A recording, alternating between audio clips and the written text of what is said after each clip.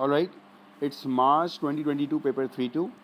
The angles alpha and beta lie between 0 and 180 are such that tan alpha plus beta is equals to 2 and tan alpha is equals to 3 tan beta. तो आपके पास है tan alpha plus beta is equals to 2. यहाँ पर सबसे पहला काम करेंगे हम, यहाँ पर आइडेंटिटी एक्सपेंड कर देंगे, ठीक है. तो tan alpha plus beta क्या होगा आपके पास, that will be tan alpha plus tan beta divided by 1 minus tan alpha tan beta. ये तो आपने आइडेंटिटी एक्सपेंड करी इज इक्वल्स टू 2. इसको अगर मैं मज़ीद सिंप्लीफाई करूँ that will be equals to tan alpha. अच्छा, अब tan alpha आपको दिया हुआ है 3 tan beta, तो मैं इसको डायरेक्ट यहाँ यूज़ करना शुरू कर दूँगा. जहाँ भी tan alpha आएगा वहाँ पर मैं 3 tan beta लिखना स्टार्ट कर दूँगा, ठीक है. तो जहाँ भी tan alpha आया मैंने स्टार्ट किया 3 tan beta plus tan beta divided by 1 minus 3 tan beta and tan beta. इसका फ़ायदा क्या हुआ कि मेरे पास पूरी इक्वेशन में एक ही अननोन है, वो tan beta है. So 3 tan beta plus tan beta that is equals to 4 tan beta is equals to cross multiply 2 1s are 2 minus 2 3s are 6 tan square beta. Alright, arrange कर सकते हैं equation को हम लोग. तो ये आएगा हमारे पास 6 tan square beta plus 4 tan beta minus 2 is equals to 0.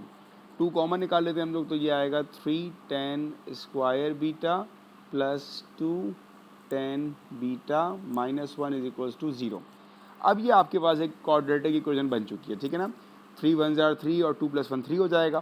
तो यहाँ पर हमने अप्लाई किया quadratic middle term that is equals to 3 tan square beta plus 3 tan beta minus tan beta minus 1 is equals to 0. 3 tan beta यहाँ से common आ जाएगा, तो हमने यहाँ पर कॉमन ले लिया. 3 tan बीटा बचेगा क्या आपके पास, tan बीटा प्लस 1. यहाँ पर कॉमन आया 1, क्या बचेगा tan beta plus 1 is equals to 0. अब यहाँ तक आने के बाद फिर कॉमन आया आपके पास क्या, आपने कॉमन लिया tan beta plus 1 is equals to 0 और आपके पास आया 3 tan beta minus 1 is equals to 0. ये आ जाएगा आपके पास tan beta is equals to -1 और ये आएगा tan beta is equals to 1 divided by 3. इन दोनों के लिए हम निकालेंगे अल्फ़ा. तो tan इनवर्स ऑफ 1 आ जाएगा हमारे पास 45 डिग्री और tan इनवर्स ऑफ 1/3. अच्छा, यहाँ पर अल्फ़ा हम कहते हैं बेस एंगल को, लेकिन चूँकि ऑलरेडी हमारे पास अल्फ़ा जो है वो यूज़ है क्वेश्चन में, तो हम यहाँ पर लेट सपोज इसको बेस एंगल को हम कह देते हैं वाई कह रहा हूँ मैं. ये वाई क्या है मेरे पास, मैं मेंशन कर दूँ यहाँ पर. वाई मेरे पास मेरा बेस एंगल है जिसको हम नॉर्मली अल्फ़ा लेते हैं, लेकिन क्वेश्चन में ऑलरेडी अल्फ़ा यूज है तो हम अल्फ़ा ले नहीं सकते अब, ठीक है. और ये वाला जो वाई आ रहा है मेरे पास tan inverse of 1/3 that is 18.43. Make sure कि आपका कैलकुलेटर 18 मोड पर हो. अब कोऑर्डिनेट्स की बात करते हैं. यहाँ पे क्योंकि tan नेगेटिव है तो या तो सेकंड में जाएगा या फिर फोर्थ में जाएगा. यहाँ पे पॉजिटिव है या तो फर्स्ट में जाएगा या थर्ड में जाएगा. जो आपकी रेंज है वो है फ्रॉम 0 till 180. तो 180 में मेरे पास सेकंड आ सकता है और फर्स्ट आ सकता है, ठीक है. तो जब मैं अपना बीटा निकालूंगा सेकंड में that will B 180 minus 45 it's 135 और पहले में तो आपका बीटा सेम आएगा दैट विल बी 18.43. मेरे पास बीटा आ गया तो मैं अल्फ़ा निकाल लूँगा. अल्फ़ा की इक्वेशन क्या है मेरे पास, tan alpha is equals to 3 tan beta.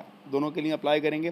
तो पहला आएगा मेरे पास tan alpha is equals to 3 tan beta is 135. Simplify करते हैं इसको, तो आपके पास आएगा tan alpha is equals to -3.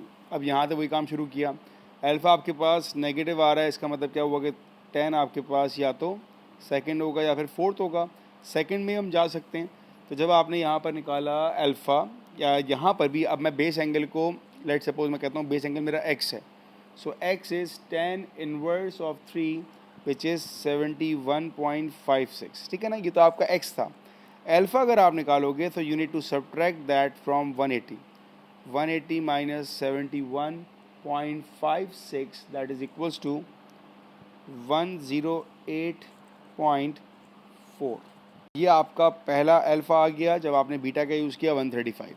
दूसरे पर भी आएंगे हम लोग. दूसरी इक्वेशन दोबारा लिखेंगे tan alpha is equals to 3 times 10, beta क्या आया था हमारे पास 18.43। तो पहला काम 18.43 का आपने 10 निकाला, उसको 3 से मल्टीप्लाई कर दिया, so you will get the value 0.99। अब चूंकि ये पॉजिटिव आ रहा है तो आप ये तो फर्स्ट में जा सकते हो या थर्ड में, क्योंकि रेंज हमारे पास 180 तक है, तो हम खाली फर्स्ट में रहेंगे, ठीक है। सो 10 अल्फ़ा। अब यहाँ भी जो बेस एंगल होगा, लेट सपोज मैं उसको सी कह देता हूँ बेस एंगल को, सो 10 इनवर्स ऑफ 0.99 इट्स अप्रॉक्सीमेटली 45, और यही आपका अल्फ़ा का आंसर होगा, क्योंकि पहले क्वाड्रेंट में ही रहना है आपको, तो ये आपका आंसर हो जाएगा, ठीक है।